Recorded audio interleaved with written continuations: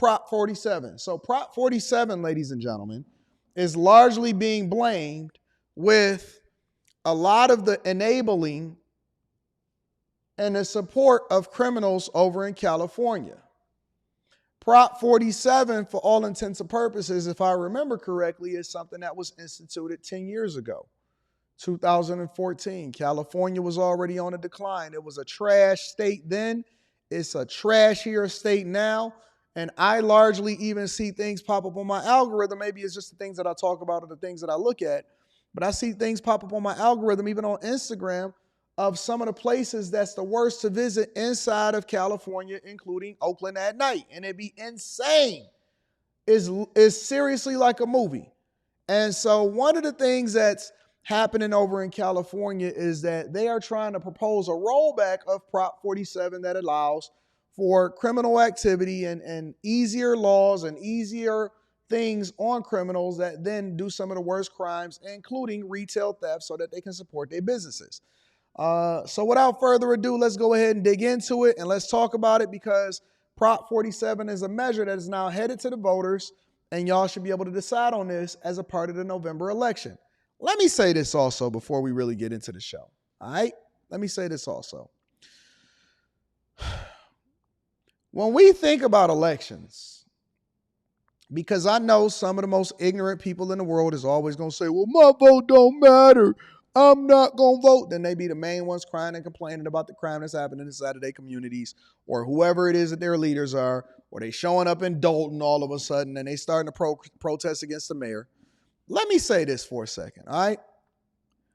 There are more issues on your ballots in your state and in your communities, even in the November election, even in the presidential election, that directly affects you, not only internationally or nationally, but also locally.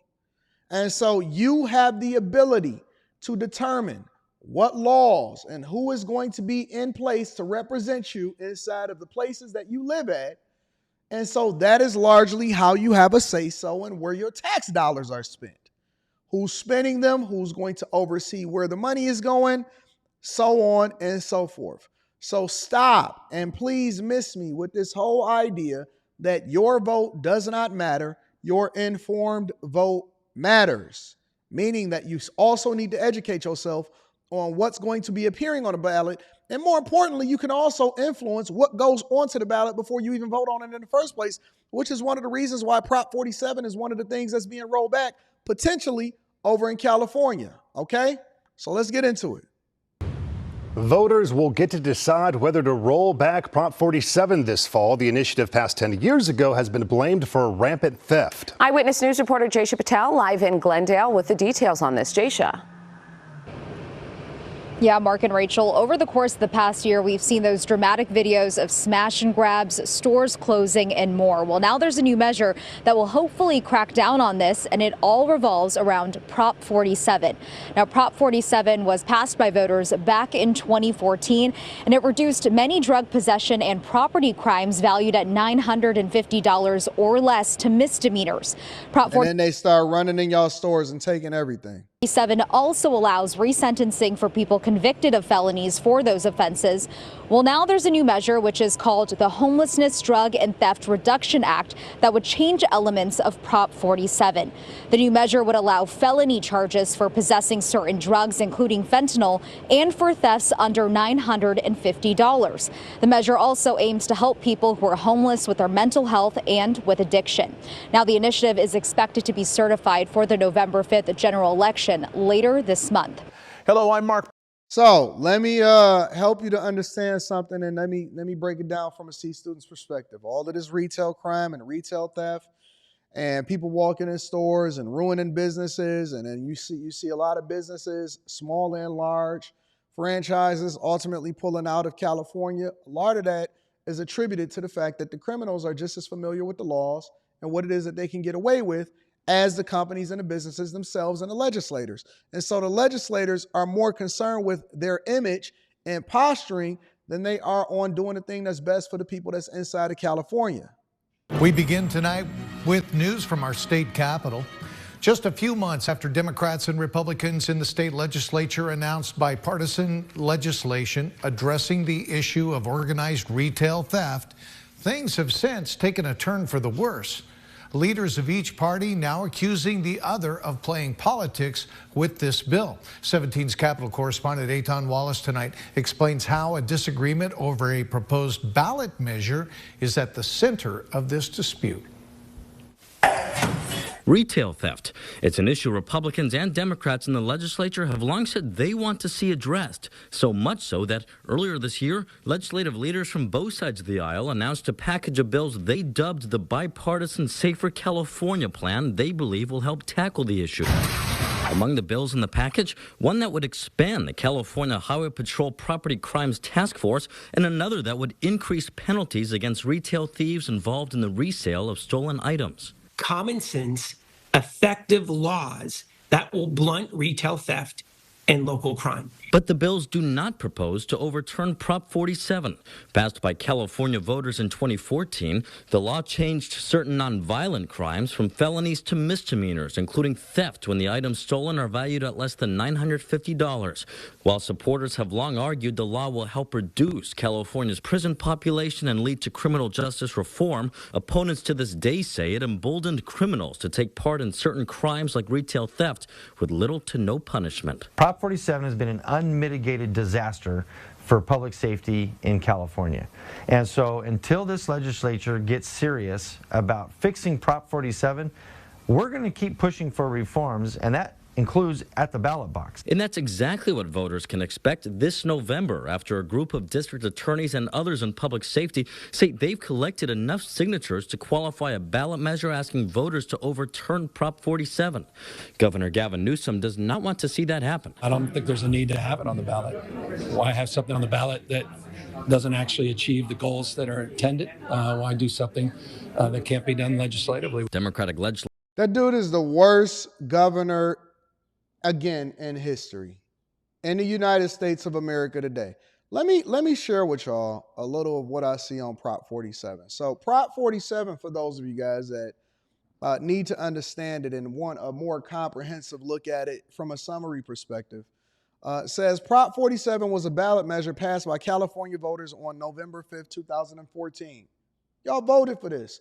Y'all actually stood 10 toes down on this. Law made some nonviolent property crimes where the value does not exceed $950. So if the criminal walks into a business and they take just under $950 worth of stuff, what happens is it's no longer anything, it's just a misdemeanor. Now, we know that a lot of these misdemeanors, especially if you just show up for court, first of all, they're not going to do anything to you, even if you don't show up for court. But secondly, what it does is it reduces it down to a misdemeanor, which basically gives you a slap on the wrist. You don't really even get anything on your record, and you feel more compelled to continue to do it, and they got to catch you before they even charge you with anything, right? And so what it did was it decentivized the police from going after petty crime and petty theft because they knew that the criminals was just going to get back out. And on top of that, we knew that they were saying defund the police, so there was a campaign against police all across the country. And then last but not least, they was basically saying, hey, if you touch me or you don't go through the right process, when you arrest me or when you approach me or if you falsely accuse me or if you can't prove it, then we also going to sue the police. So basically they tied the hands of the police. They prevented themselves even when they did get caught from it being any real severe penalty. And so it incentivized criminals to continue to perpetuate violence and theft and all of the worst crimes against all of these retailers. And so nobody was going to do anything about it. And so why would anybody even want to do business there in the first place? They basically ran out all of the businesses. They raised the taxes. And they got rid of their tax base at the same time. So it also says it also made some simple drug possession offenses, and the misdemeanors also provides the past convictions for these charges may be reduced to a misdemeanor by a court. Under Prop 47, you may qualify for a reduction from a felony to a misdemeanor for the following offenses: forgeries, commercial burglary. Now, listen. Why would somebody lower the penalties for crime? Why would you incentivize people to do more crime? At the very least, leave it up to the judge to reduce it or to give them a slap on the wrist based off of their record. It's similar to when you drive and you haven't really had any problems. Your driver record is pretty good, and so they say, you know what, we don't want to ruin your record. We're going to give you less. They can give you more, but they're going to obviously give you less. Petty theft with priors. So you've been stealing your whole life, but you still stealing, and we're going to reduce that. Bad checks. You can go in and steal, write bad checks, and know that you're not even going to get a felony. Grand theft crimes, possession of stolen property, possession of a controlled substance.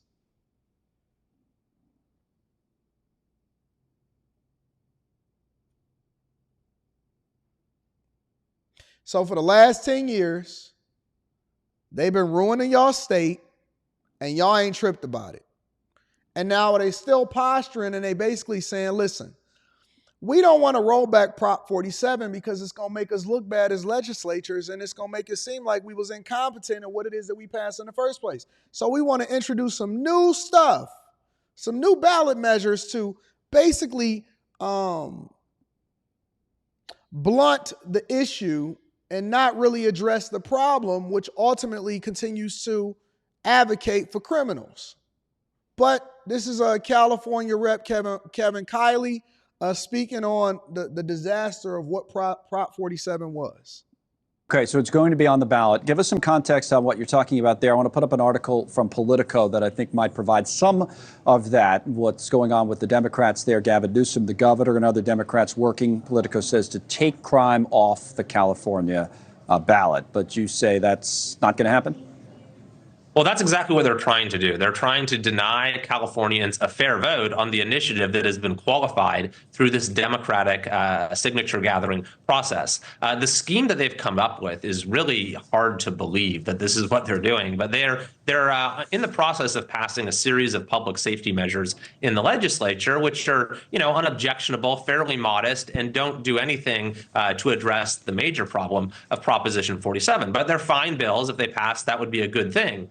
However, what they've now done is they're inserting poison pills into these bills, saying it's one or the other. That if the initiative to turn back Proposition 47 passes in November, then these other public safety bills will automatically be repealed. They'll be inoperable. And so the point is to basically threaten voters, saying you better not pass this initiative or we're going to roll back all of these bills. But even more sinister is they're Thank you, Chase Barnes. I'm going to be reading that super chat shortly, my friend. Trying to confuse voters about what the initiative actually is. They're now going to say, probably even on the way the initiative is described on the ballot, that, oh, no, this is actually an initiative to go softer on crime, when the whole point is to make there be tougher consequences for criminal activity. So the idea is if the voters vote or agree to pass the rollback of Prop 47, what they're going to say is, well, what we're going to do is reduce the penalties or other bills that then was a little bit harder on crime. So what y'all basically doing is putting yourself at a disadvantage, because if you do this, then we'll do that, which ultimately is not in the best interest of the people. I thought that public servants and people that were elected to serve the people exactly is supposed to do that, serve the people, not their own best interests, not their political careers, not what it is that they're supposed to do long term as far as how they're going to benefit as a result of holding this particular position. My understanding was that if you are voted as a public servant, then you are supposed to do the thing that's in the best interest of the people that you serve. You are a servant leader, largely like being a husband, a father, a man.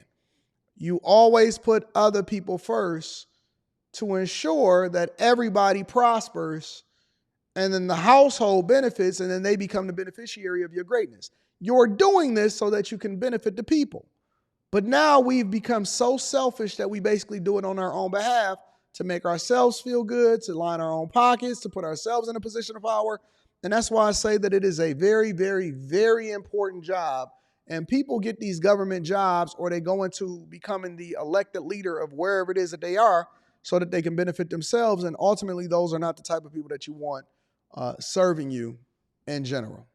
I'm sure from being your time in Washington now, you're used to that kind of thing where something's added onto a bill and then somebody can't vote for it or doesn't want to vote for it, even though the rest of the bill is one way or the other. We've seen that in both sides. In this case, We'll see what happens. I want to have a little bit of a broader discussion before I let you go on crime and I'll put up the numbers that we have, the latest ones at least, from Los Angeles, just as a point of comparison here. I say comparison because on this show yesterday, we talked about some national figures and mentioned a number of big. How do you not address this? My goodness, Jesus. Source LAPD, homicides up 10%. That's insane.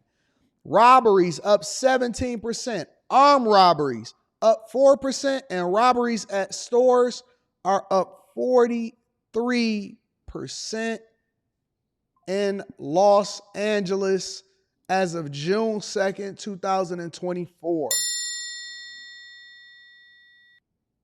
Who the heck is moving to Los Angeles? Who moving to LA? Jeez.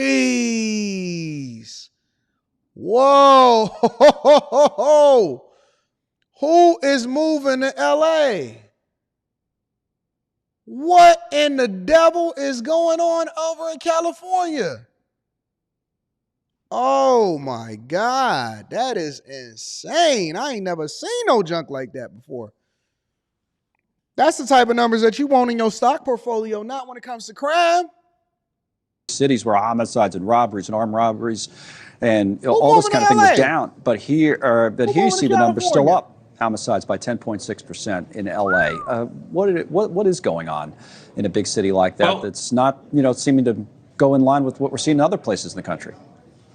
Yeah, that's right. And it's a direct consequence of policies like Proposition 47 and other, criminal laws in California that are truly reckless, as well as efforts to defund the police and prosecutors like the DA in LA, George Gascon, who refused to enforce the law at all. And so in LA, things have gotten really bad, as those statistics just made out.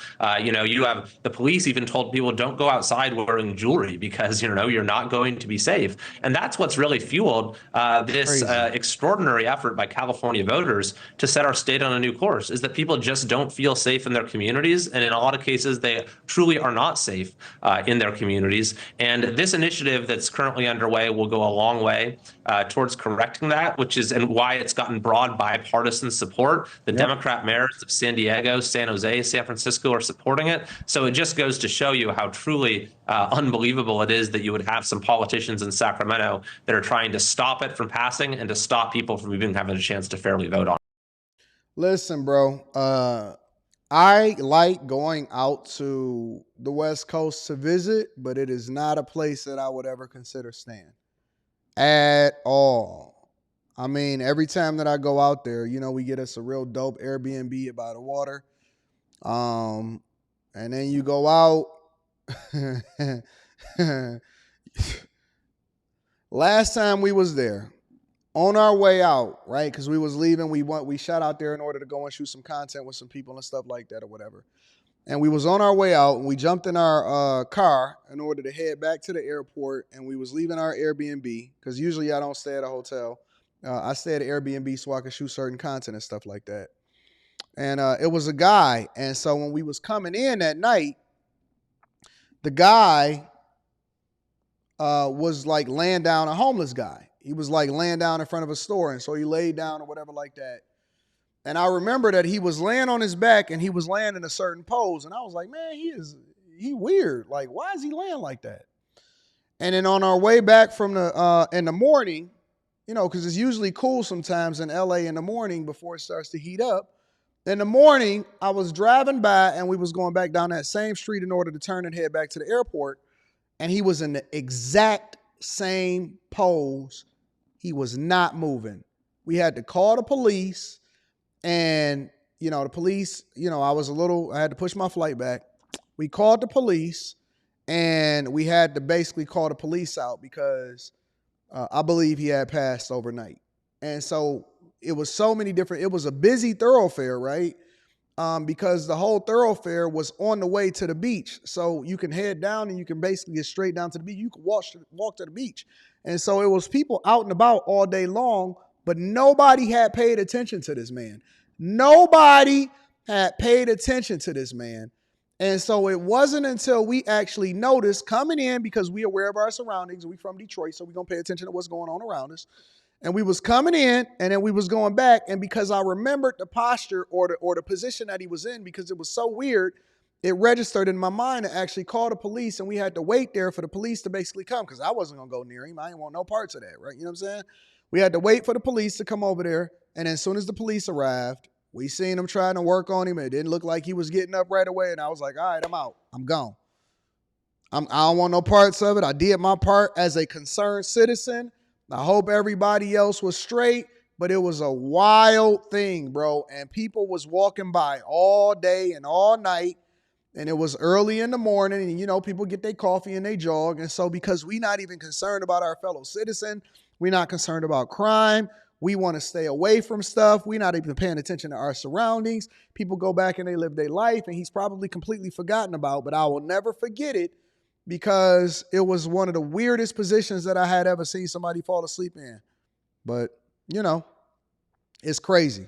It's absolutely crazy. So that's what's going on over there in California, Prop 47. Make sure y'all become informed of all of the, resources and the repercussions of your decisions when you vote. And it's crazy, man. It's absolutely crazy. Shout out.